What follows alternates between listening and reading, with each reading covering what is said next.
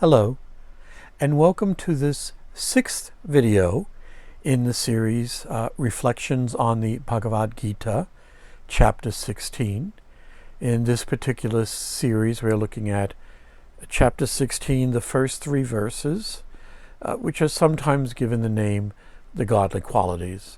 And if you would like more information, I suggest that in the YouTube list for this series, you take a look at the introductory video.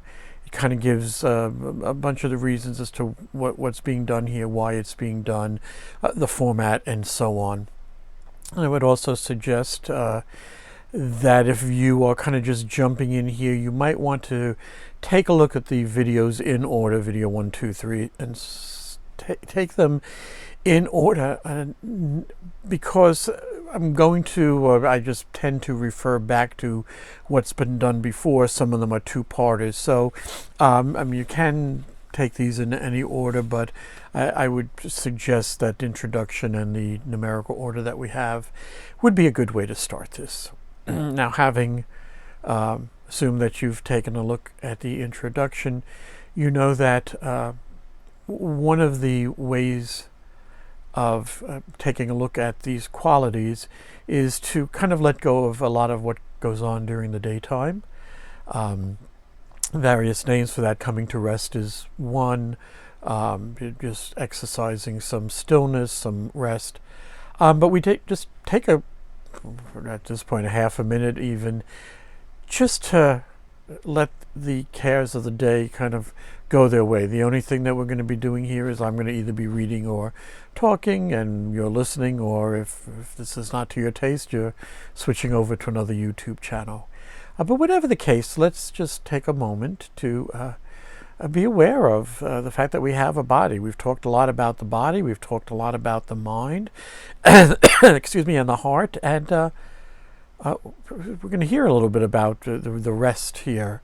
So let's just practice that. So eyes open, eyes closed, it doesn't matter. But just let the cares of the day fall away.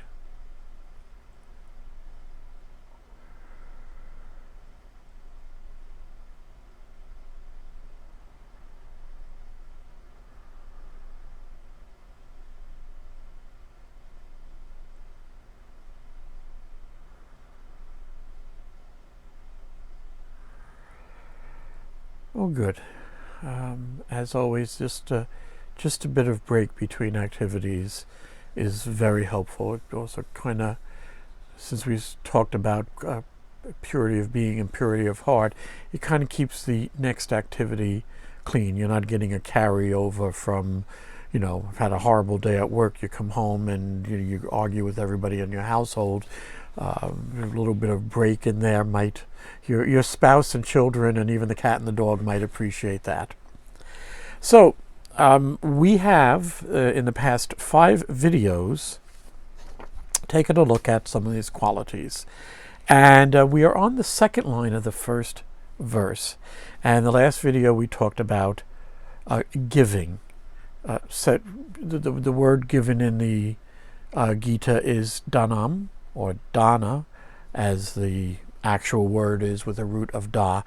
And we spent a good deal of time and ended up in places that certainly I wasn't expecting, but that's kind of the beauty of reflection, is that you are not going in and saying, well, here's what I think this means. You look at the words, and now that I know, by the way, that these things come out in the right order, they look backwards to me. But you look at the words here, and in reflecting and hearing them, in repeating them, they bring up things. Now, the actual thing that happened is the words are coming in with their meaning, and they're meeting your inner being, and that's at both the heart and the mind level. And I think I've repeated it a number of times, but I think it bears probably repeating on every one of these videos.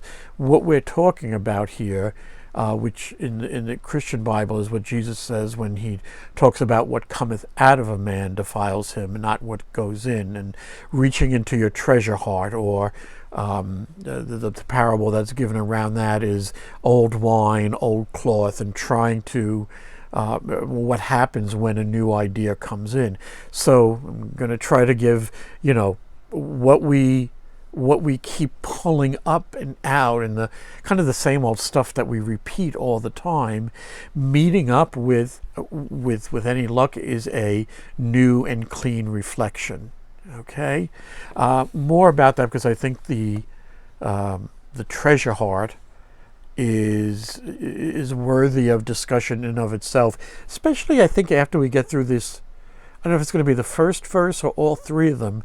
One of the things that has been discovered already is a lot of these qualities, a lot of the quality that makes them godly is that they are coming from the heart. So a fearless heart, or a pure heart, or a devoted heart, a giving heart. That's certainly worth a look. And if Jesus was going to take some time with it, I would consider that good enough authority for us to take a little bit of a look at that too. But today we are jumping into control of the senses. And let me just read, I keep looking here because I put these things out of order. Let's just take a look at that second line where this begins. So we have Dhanam, Damas Cha, Yajnash Cha, Swadhyayas, Tapa, and Arjavam. So again, we looked at Dhanam, and we are looking at Damas, or Dhamma, and then Cha, which we now know through the other videos is just an and. So alms giving, or just giving, self-restraint and worship, study of one's own scriptures, austerity and uprightness. So control of the senses. And I'm going to start here because I think you, as the listener, should have the same kind of fair, clean start that I have. So again, going to the Sanskrit dictionaries we've talked about, finding the words, finding the roots. There's not a lot here in the actual words, but fortunately, like giving, we have a lot of life experience in what life is like in the sensory world for us.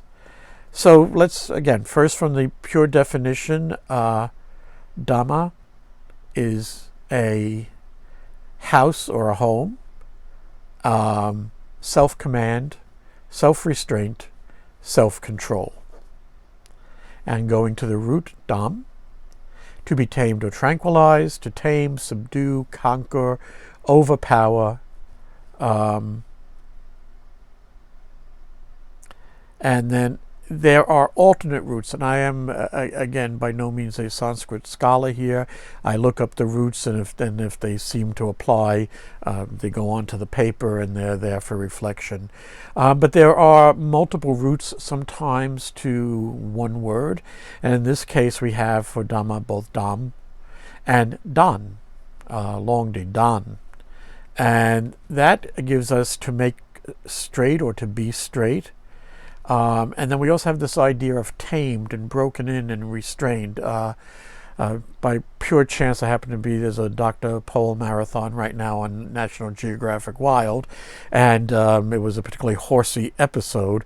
And so we have, when I hear tamed or broken in, we kind of have this idea of, if you have something that's very wild and uncontrolled, how does that become either subdued or controlled?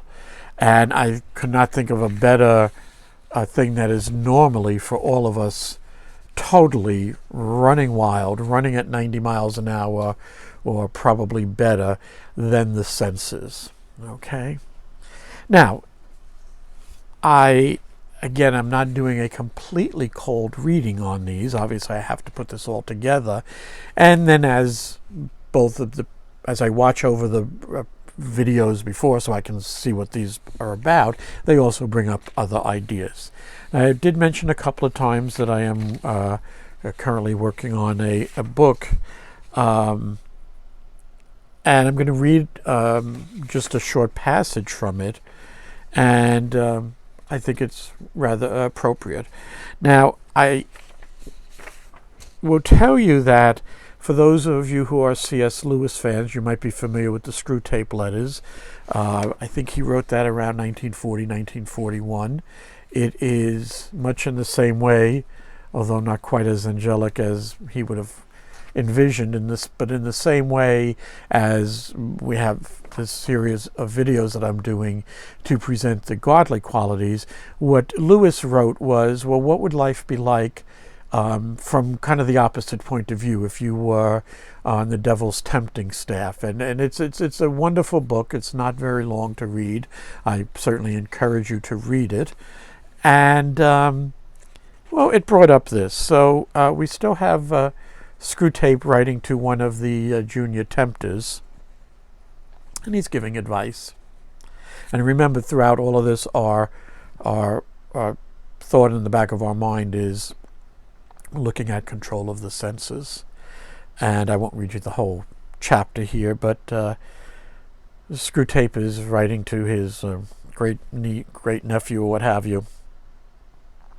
Remember, Stinkfoot, that while you and I see the humans as they really are, totally enlivened with the enemy's light through and through, they see themselves as separate little bodies, which have little or no connection to any other being, let alone the enemy himself.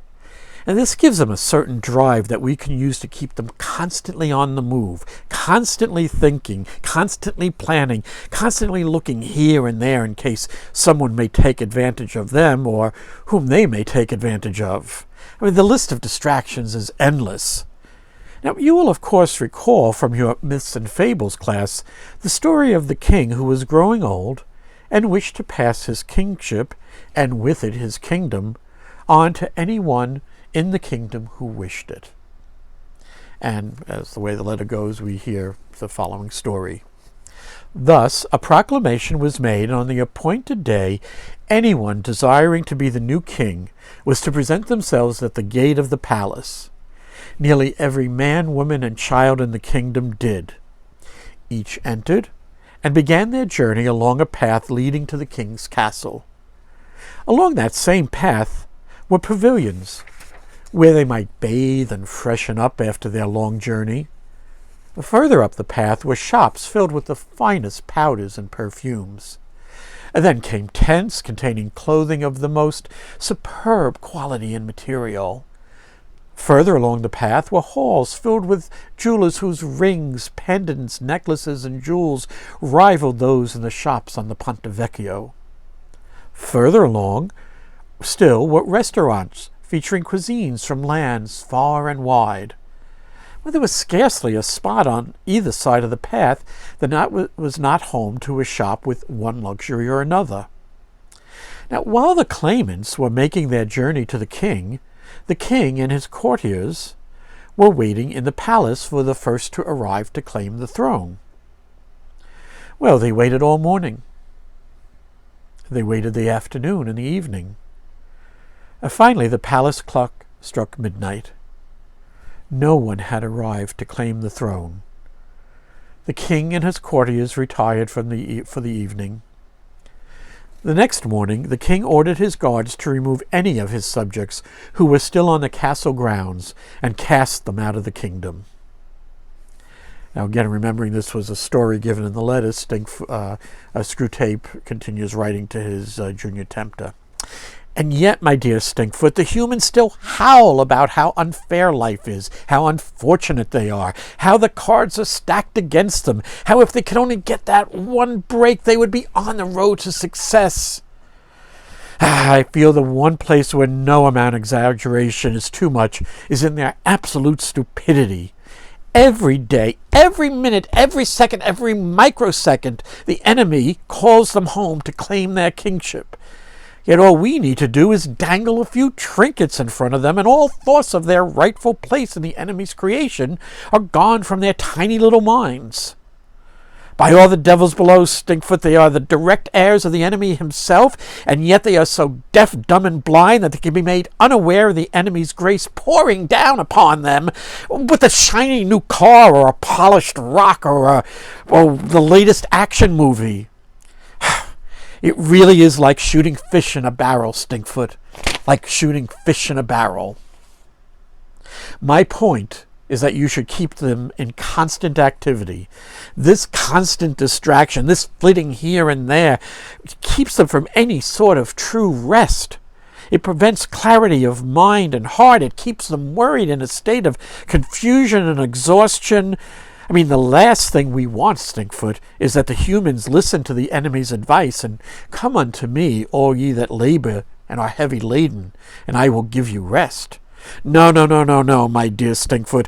Only a soul wearied and heavy laden, worn down by cares, convinced that they are alone in the universe, despairing of every minute of every day, driven into smaller and smaller circles of existence, driven into a darkness that is a foreshadow of our realm. Only such a soul is able to be easily snatched out of the hands of the enemy. As much as love is one of the most powerful and vile tools of the enemy, so too is resting in him.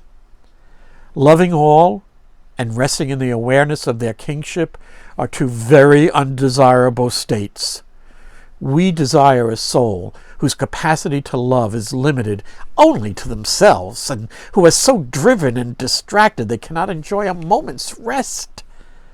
I think they will be rather pleased with all we have lined up for them when they arrive at our Father's house. Well, there you have it. That's a preview of what I'm working on, plus a little performance while we're at it here. But I think it kind of gets the point across of what, in fact, is our day-to-day life, with the senses basically running wild. And, we may be called upon at our place of employment to concentrate for a little bit. And in a way, that might be our only rest of the day. I don't need to say, how many people are like this in the car and driving, and everybody's great claim is, I can multitask, don't worry about it. I happen not to agree with that statement, but I am in a real small minority on that one. But the point of the matter for this looking at the godly qualities, and I keep bringing it back to, since this is some of the purpose of it, is, would you rather deal with somebody who is restful, quiet, but still capable? And maybe part of the difficulty here is that people associate calm, steady with, I'm not really sure what, but maybe incapable or not.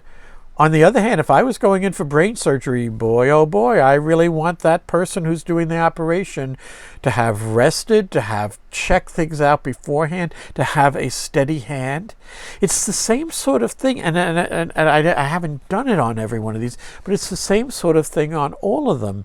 If you do not think, because that's more and more clear as I go through this, is if you do not think that these are worthwhile qualities for a human being to manifest, then what are you expecting out of life? Or why, in fact, are you so demanding, expecting that human in front of you to almost, the way that we carry on, even in Starbucks, to cater to our every whim?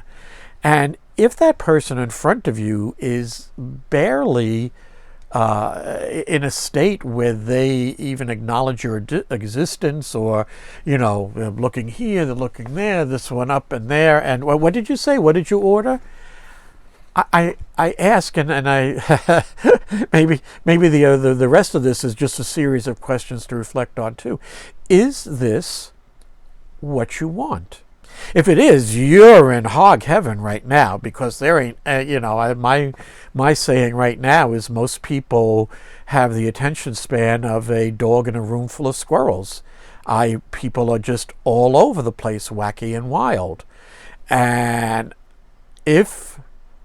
and in some way, I think because we all are, I think somehow or another,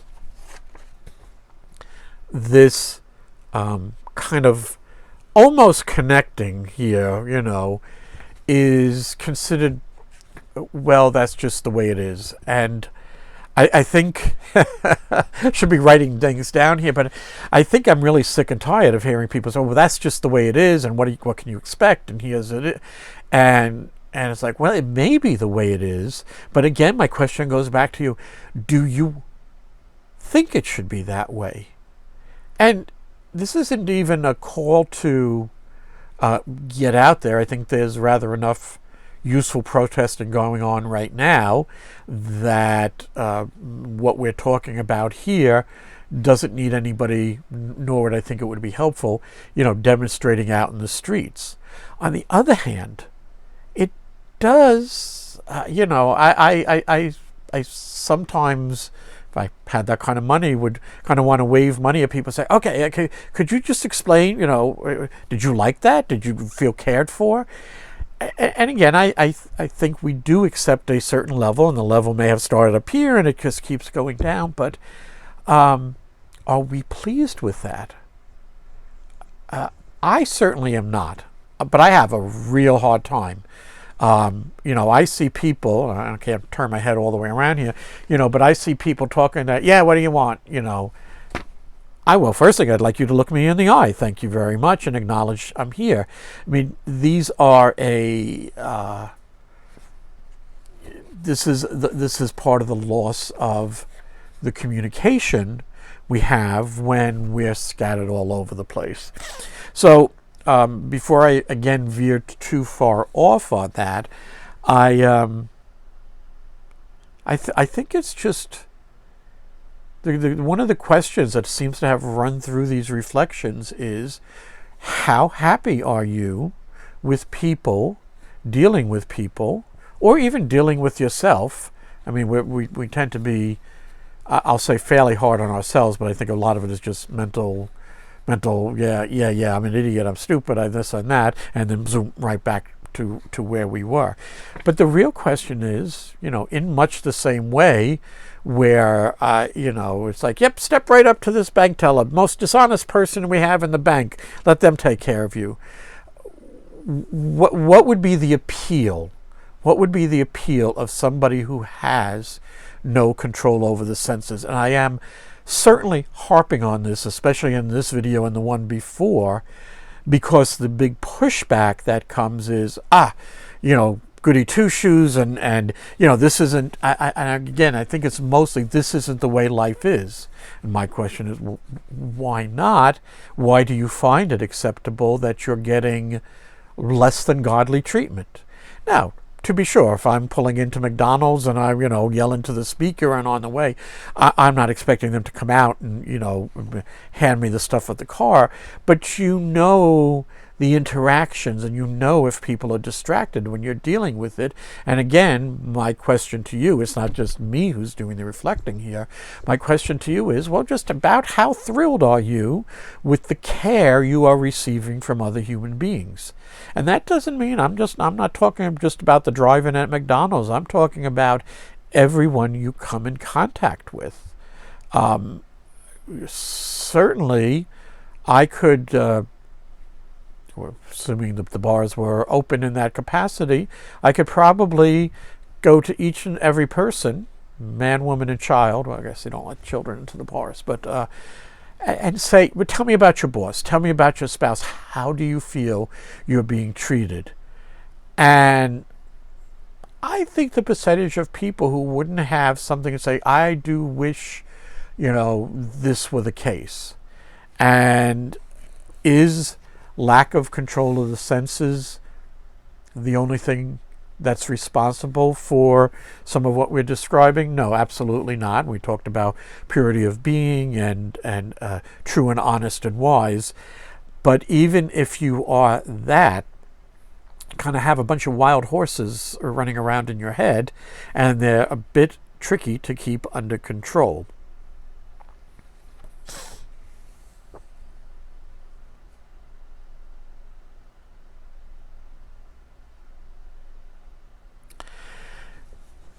So I think we're going to stop there. I want to keep an eye on the time here.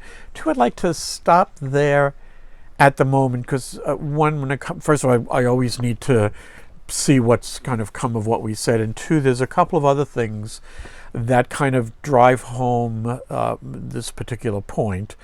One of the things that's very appealing about the Gita and the Upanishads, for that matter, is they tend to be a bit, they lean towards the universal in a way that's easier, or at least a little more neutral.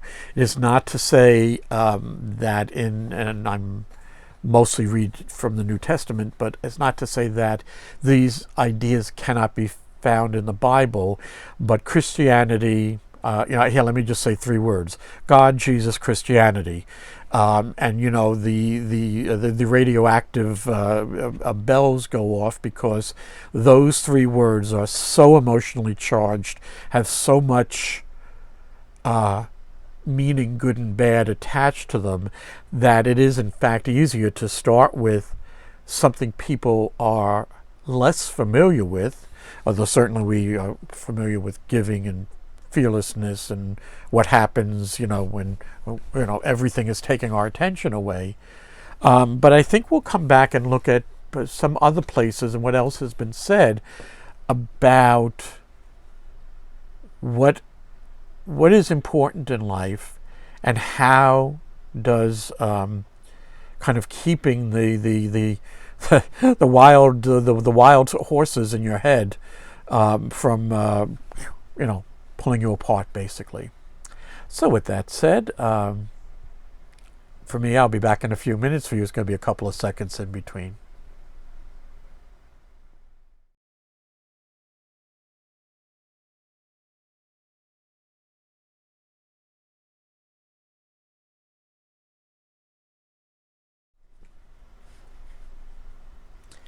Well, welcome back to part 2 of this video, Reflections on the Bhagavad Gita. We are looking at the phrase control of the senses. And I had to go back and look, because the definitions just mention self-control. And depending, and again, as I mentioned in the last video, the Sanskrit remains the same. That has not changed. But like anything in translations, people read various things into it. But in the, as I like to call it, the Blue Gita that I'm working from, Shankaracharya's commentary on all the verses, which is really the reason why you would go for the Blue Gita as opposed to the, let me bring up Winthrop's version. What this brings you is a help in the actual translation. And in this one, it's what we said before, we are really getting a self-control and restraint, but no real mention of the senses. But in Shankaracharya's commentary, he says of the senses, because he's talking about the external senses, and then says in the next verse, which we will eventually get to, we're talking about the internal, the inner organ of mind and being. How do the senses, because at least from our point of view, everything is out there, needs to get into the mind, processed, and so sense control of the senses, not letting them run away, is certainly within what we're speaking of with self-restraint. Now I'm going to jump back to Christianity here. This is from, should have written this down, but I believe this is from Luke 14, and a parable, a story that Jesus tells.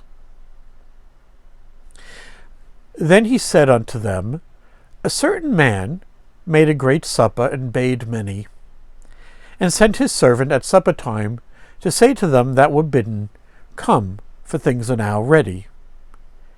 And they all with one consent began to make excuse. The first said unto him, I have bought a piece of ground, and I must needs go and see it. I pray thee to have me be excused. And another said, I have brought 5 yoke of oxen, and I go to prove them. I pray thee have me be excused. And another said, I have married a wife, and therefore I cannot come. So the servant came and showed his lord these things. Then the master of the house became angry, and said to his servant, Go out quickly into the streets and lanes of the city, and bring hither the poor and the maimed, and the halt and the blind.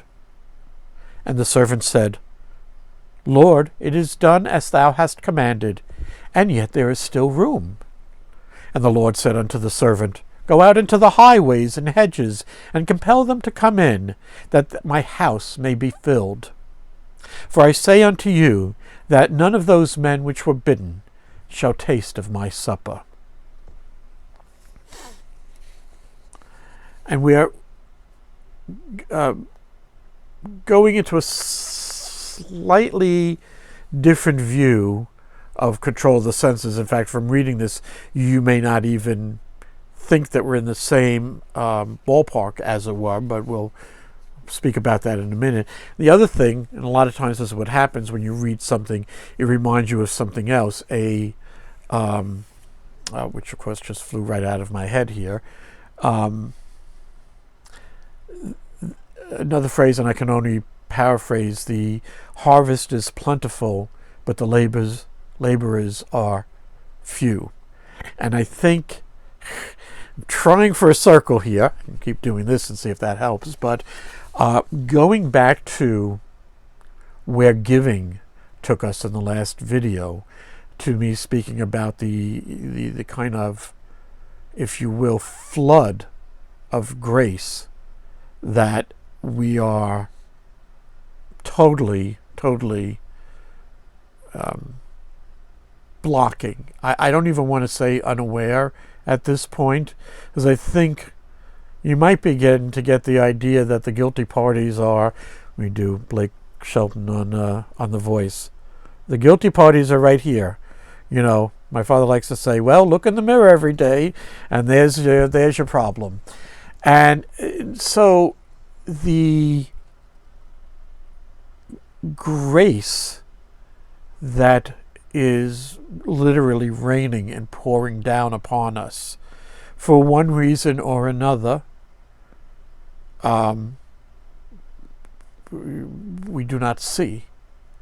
Now, I suggested in the previous video that part of this, I should have brought a cup, is because our cups are like this. I think the old rule about the horseshoe is you put the horseshoe this way up on your barn or what have you so that you can catch the luck.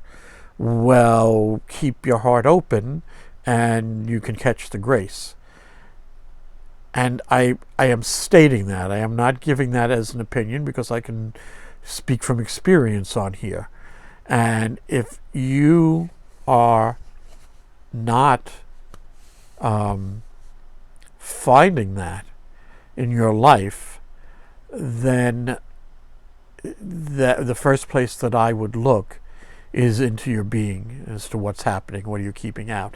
So in the giving part, we talked about this, but the second part, and this is how we're trying to bring this in on the circle here, is the total love, devotion, worship. We're going to get to worship in a minute.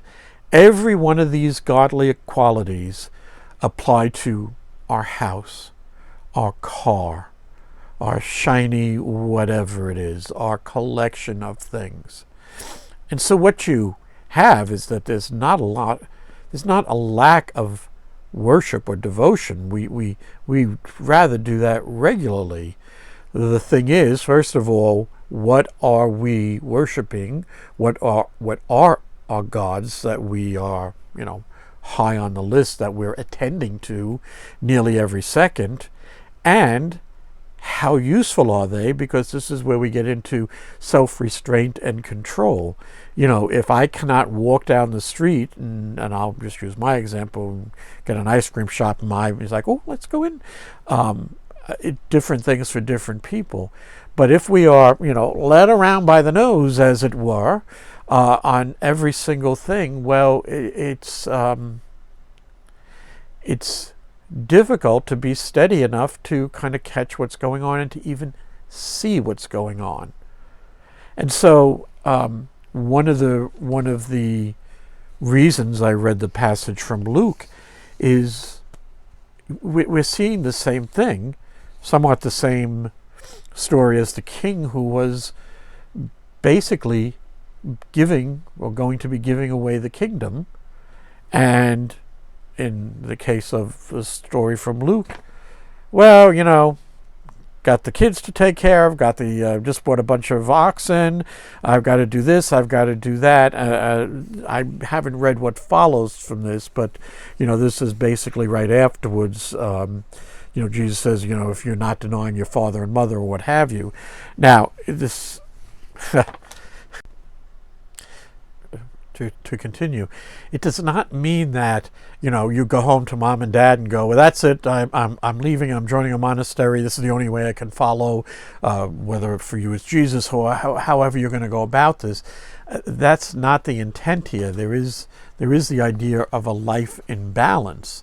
The question is when these opportunities are, when this grace is raining down, when the blessings are there in their abundance, are you in a position to be able to take advantage of them?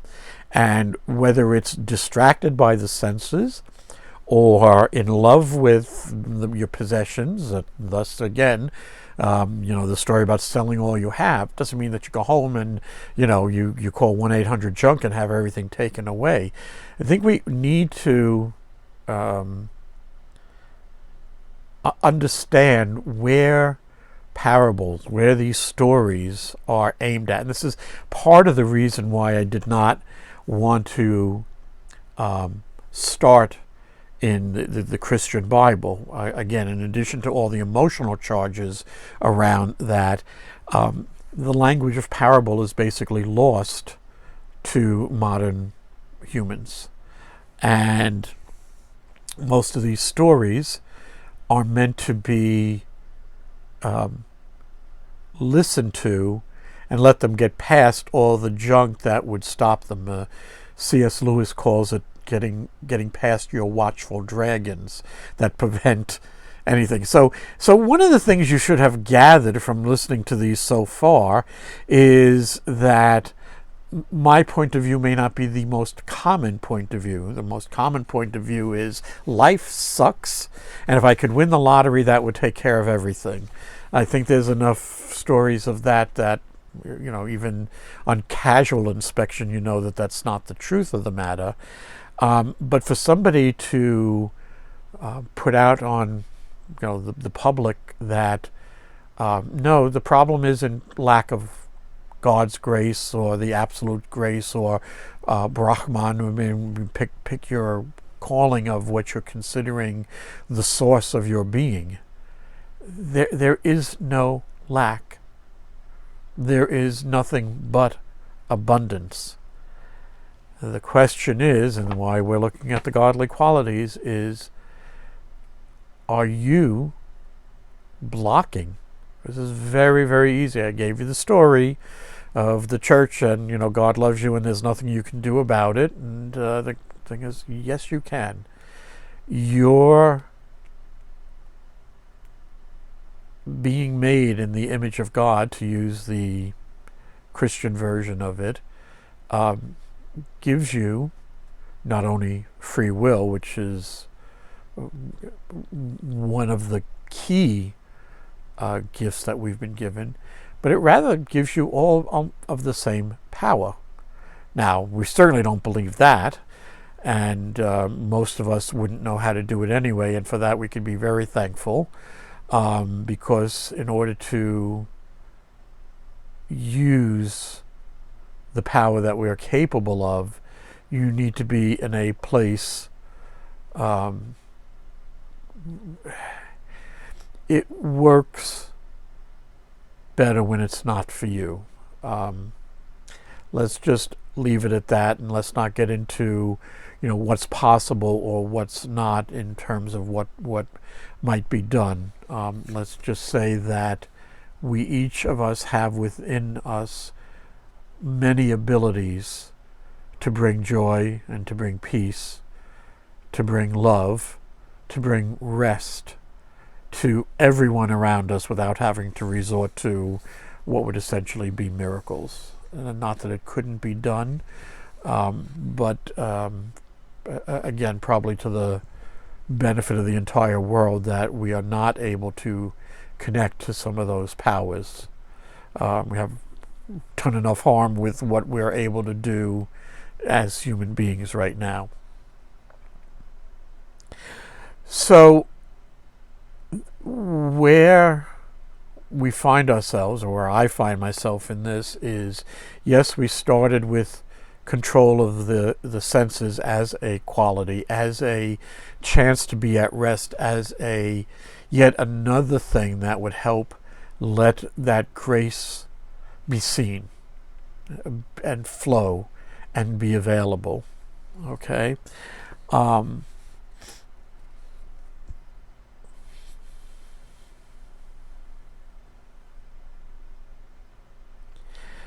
There are more that we will look at here, again in terms of the godly qualities, but where it becomes very obvious that most of those reside and most of them act is in our heart.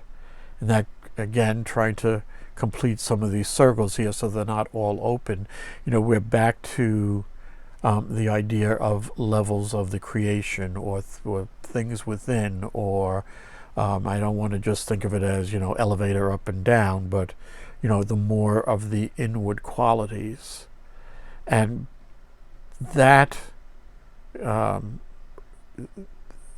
rest, that control of the senses, and as Shankaracharya says in his commentary, both the control of the outer, so that every single thing you see doesn't take your attention, and also control of the inner senses. How much is your mind running? How many thoughts are going by? How many plans and schemes and what have you? And then finally, how much rest is there emotionally? I mean, if you look at the amount of energy expended, I think somebody had once said that, a good day's work, if you're like me who just sits at a desk in front of a computer most of the time, if you take me out and have me digging ditches or something for a day, I'm probably going to hit, as they say, and right to sleep. On the other hand, recovery from physical rest is fairly quick. A good night's sleep and you can be back, and that builds up. But the inner, the mental and the emotional, if we've had things weighing on our mind, or if we've had a very emotional time, whether it's with a loved one, or even these days anybody who is yelling at you on the street, those are a little tougher to recover. The amount of energy used is a little bit higher on that. So again, we're taking a look at the landscape in this. A lot of these, again, it's not like, something you go, well, he didn't go from point A to point B to point C. And I don't really think that is what comes of reflection.